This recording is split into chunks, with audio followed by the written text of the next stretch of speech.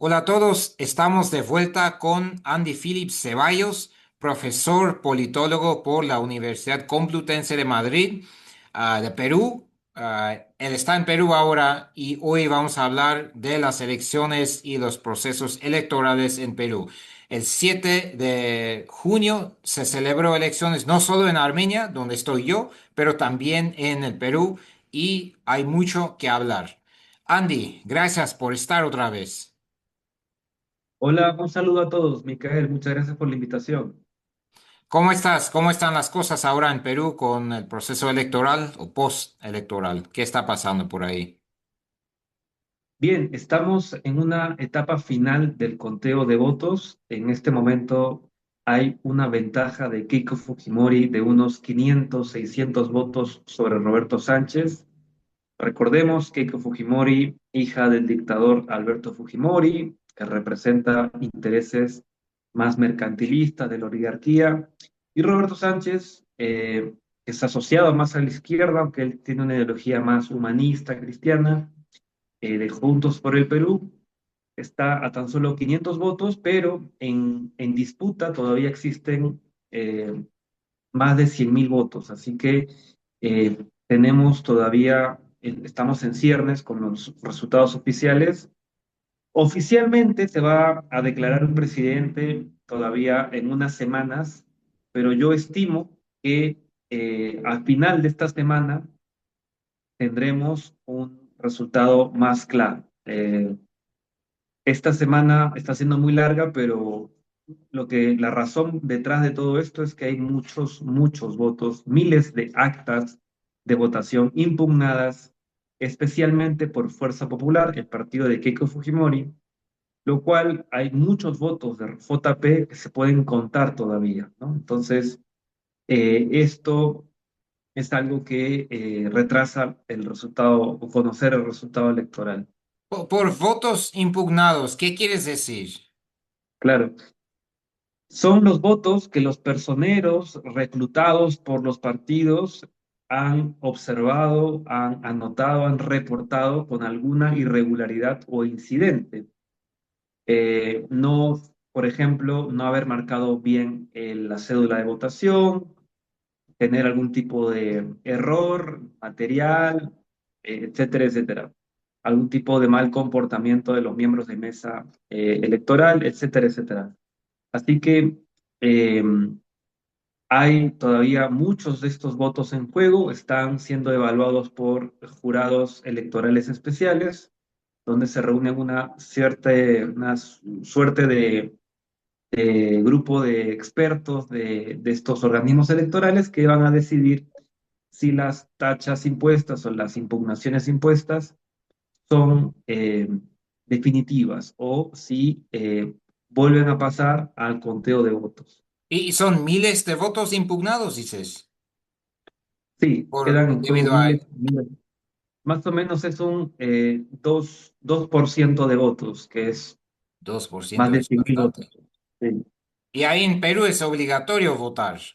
Entonces, eso es implicaría obligatorio. 30 y cuántos millones de votos, 33, 35, por ahí, ¿no? O sea, en total vamos a votar unos 25, 26 millones de personas, quizá un poco más. En esta ocasión, sí, más o menos es así. Lo que pasa es que hay mucho ausentismo, más o menos el 20%, y hay un 5 a 10% de votos nulos o viciados, pero la participación de todas maneras ha sido, digamos, normal dentro de los parámetros peruanos y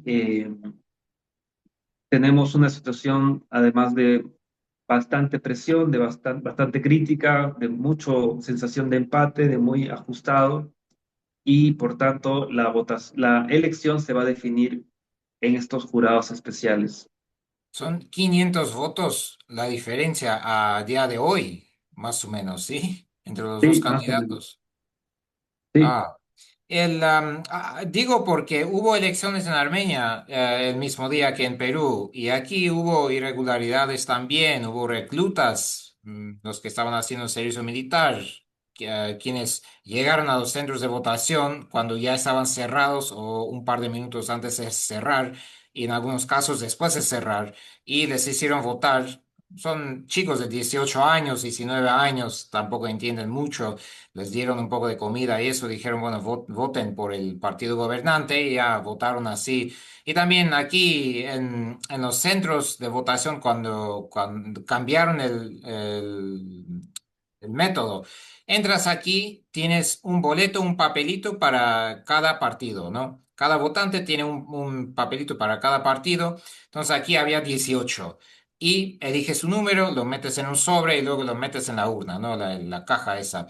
Pues entre las irregularidades aquí había gente que ya tenía el papelito en el sobre del partido gobernante.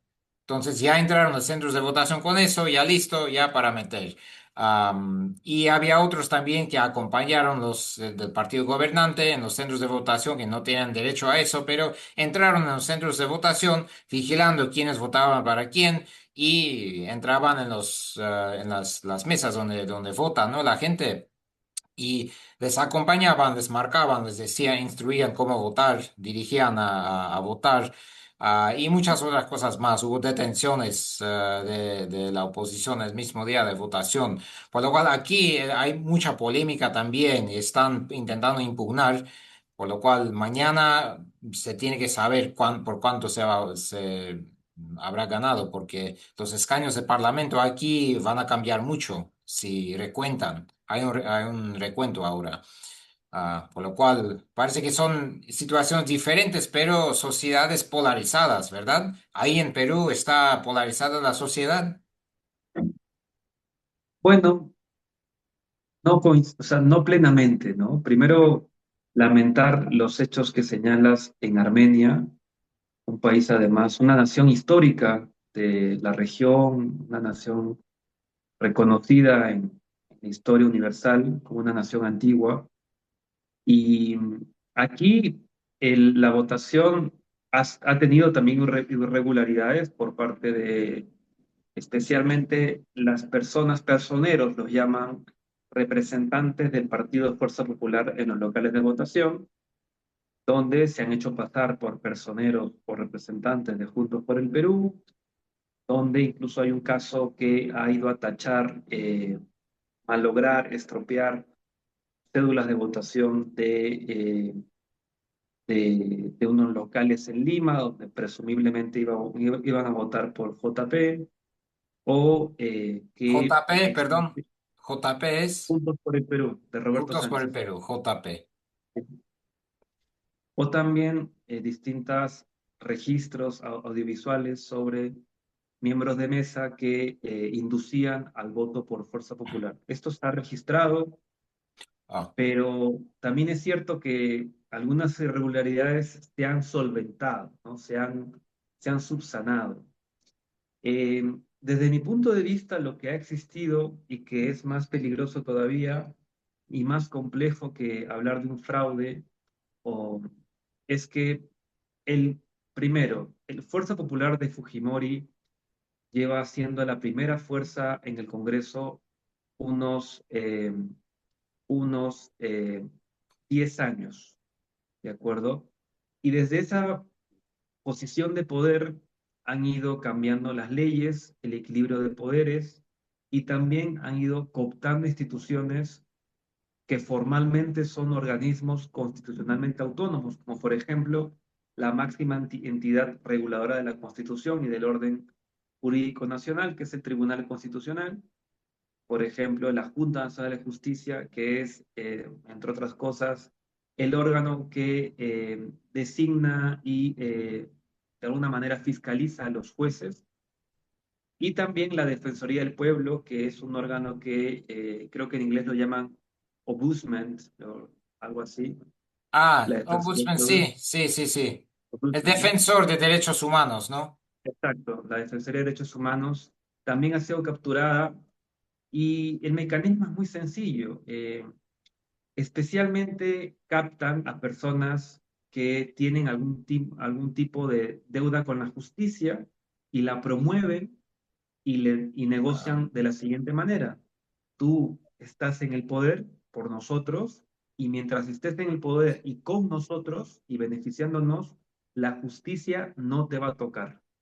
Eso es, en cierta manera, el pacto de impunidad que ha reinado el poder, la forma de ejercer el poder, especialmente desde el Parlamento de la República, que también llegó a capturar la presidencia a través de Dina Boluarte, quien es responsable política de 50 peruanos muertos en protestas.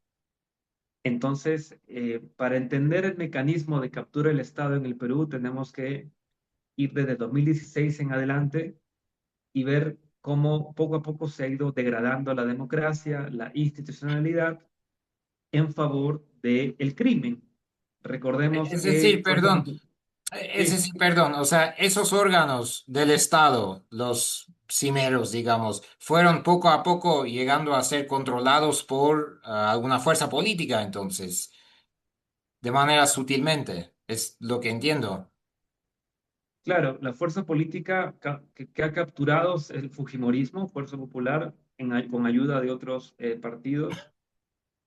Y recordemos que la Fiscalía del Perú ha llegado a acusar a Fuerza Popular de organización criminal y es el propio Tribunal Constitucional que suspende el juicio a Keiko Fujimori a mediados del año pasado por unos supuestos errores de forma en el procedimiento procesal.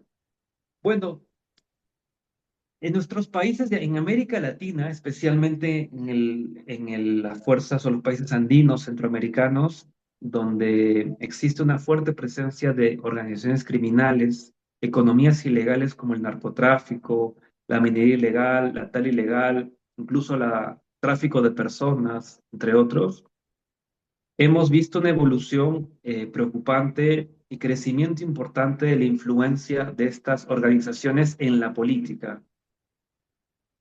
De esta manera consiguen obtener favores en forma de leyes, ¿no? Por ejemplo, existe una ley que hemos llamado aquí la ley contra el Amazonas, sí, más o menos la llamamos así, pero básicamente Fuerza Popular promovió que la tala o la devastación de la selva peruana para favorecer las plantaciones de aceite de palma y otro tipo de industrias, depredando y dejándonos sin selva, fuera totalmente legal, ¿no? La legalizaron y cuando era punible, de hecho, esas personas que hicieron esto han tenido que ir a la cárcel, pero el Congreso más bien les ha favorecido dejándoles hacer lo que quieran en la selva Amazonas, que es la selva del mundo. Esto es Fuerza Popular, un partido que trabaja con lobbies y que ha ido capturando y negociando el poder en el Perú y por tanto también existe una presión muy fuerte de los organismos electorales. En mi opinión, el trabajo de los organismos electorales históricamente ha sido limpia, transparente, pero después de primera vuelta lograron la renuncia del jefe de la OMPE, del Organismo Nacional de Procesos Electorales, lo cual también marca un hito de inestabilidad en este organismo y ha generado, como no, más suspicacia, más desconfianza en la población. Y hoy tenemos pues un cúmulo de irregularidades, de A lo largo de los años, ¿no? canalladas, de captura de poder, de mayor presencia de este poder criminal en las instituciones que han generado muchas condiciones para que el voto popular, primero, digamos, para que el resultado electoral les pueda ser lo más favorable posible, ¿no? El último ejemplo es que hace unos meses aprobaron una ley que obligaba a que las cédulas electorales, las actas electorales, no se contabilizaran en el extranjero, sino que se tenían que traer al Perú en valijas diplomáticas, con diplomáticos, y se contaban, se cuentan en Perú, ¿no? Entonces, ¿quiénes colocan, nombran a los diplomáticos, a los embajadores? El gobierno. Eh, y por tanto son funcionarios que no podemos dejarles la responsabilidad de unos resultados electorales. Bueno, todo esto y más, por todo esto y más podemos hablar de un contexto autoritario que ha hecho todo lo posible para ganar las elecciones con todo el poder mediático, económico, criminal a favor, pero que ni aún así han podido todavía ganar con solvencia y esto se va a definir en mesa y en los jurados especiales electorales. Bien, con esos intentos, ¿no? Crear condiciones favorables aún no llegaron a una clara victoria a día de hoy. Todavía se están, en Armenia lo que sucede, como dices, con los votos diplomáticos que lo tienen que traer ahora y contarlos en Perú, pues en Armenia la comisión electoral, quien organiza las elecciones prácticamente, es nombrado por el Parlamento y la mayoría del Parlamento es el partido gobernante que lleva 8 años, por lo cual tanto el Tribunal Constitucional como la Comisión Electoral son los dos aquí en Armenia controlados por el gobierno. Entonces, hay también, te entiendo perfectamente cuando la gente responsable, cuando tienes órganos gubernamentales responsables para llevar a cabo, digamos, las elecciones o supervisarlas, pero claramente tienden a favorecer a una fuerza política, no es justa. Entonces, no se puede hablar de democracia plena o de regularidad. Siempre habrá irregularidades cuando estés en esa situación. Claro, es que en países desiguales como los nuestros, es imposible hablar de democracia plena porque la democracia, incluso desde un sentido etimológico, tiene que ver con demos y cracia, el poder por y para el pueblo. Y cuando tienes un poder tan concentrado en una oligarquía y una masa poblacional pobre, precaria, ignorante, maleducada, etcétera, etcétera, gracias a la élite gobernante, de alguna manera los tienes sometidos, ¿no? A una situación Sí. perpetua. Creo que tenemos que, desde la ciencia política especialmente, cuestionar y disputar los sentidos, significados de la democracia, especialmente proponer y promover una democracia sustantiva donde los derechos se cumplan no solamente de jure, sino de facto. Sí, estoy de acuerdo, estoy de acuerdo. Llevarlo a implementarse en la práctica siempre es difícil, pero es lo ideal, lo ideal lo que estamos buscando, ¿no? Mira, última pregunta porque estamos casi terminando. Hipotéticamente, si Keiko gana, ¿se une al escudo de las Américas? Al presidente Trump, a Bukele, a Noboa, por ejemplo, a Milei, a esa corriente centro derechista o derecha, digamos, de América Latina, ¿qué hará? Probablemente sí, probablemente sí. Un antecedente reciente, un caso reciente donde Fuerza Popular y la propia Keiko Fujimori ha presionado para que el Estado peruano compre unos aviones de combate a los Estados Unidos por un valor incalculable, Astronómico. astronómico, tremendo, ¿no? Yo saqué la cuenta y equivalen a 110.000 viviendas sociales, la compra de 24 aviones. Y fue Keiko Fujimori la que públicamente presionó y demandó al presidente actual, que es un amigo suyo, pero que tenía dudas porque era, digamos, demasiado rochoso, demasiado bochornoso firmar el documento, pero con tanta presión firmó. Y esta presión de Keiko Fujimori no es gratuita. Los Estados Unidos han renovado una estrategia, tú sabes, para las Américas. Hay una renovación de la doctrina Monroe y el América para los americanos, una repartición que se asemeja a la post-Segunda Guerra Mundial del mundo, y los Estados Unidos reclaman estos territorios. Un ícono, un símbolo es Venezuela, que han incluso bromeado con adherirla como el Estado 51, y tenemos, por tanto, bueno, un neocolonialismo, un neoimperialismo reforzado con Trump más autoritario, más desenfadado, Propenso más a usar la fuerza militar y la presencia sí, norteamericana, la tal cual. presencia militar por todo el continente se está haciendo notar. Ejercicios Exacto. conjuntos, por ejemplo. Y a eso voy. Los aviones de combate no son necesarios, pero gracias a la presión de Keiko Fujimori se compró y la embajada saludó, celebró la compra y por tanto seguramente entre ambos se deban favores. Sí. Bueno, se nos acaba el tiempo, Andy. Gracias por estar de nuevo con nosotros y para aquellos que están, para todos de la audiencia, estamos con Andy Phillips Ceballos, un profesor politólogo peruano desde Perú, nos está hablando. Andy, gracias por estar y esperemos que se resuelvan todas las dudas por ahí. Gracias a ti, Micael. Fuerte abrazo a Armenia. Gracias.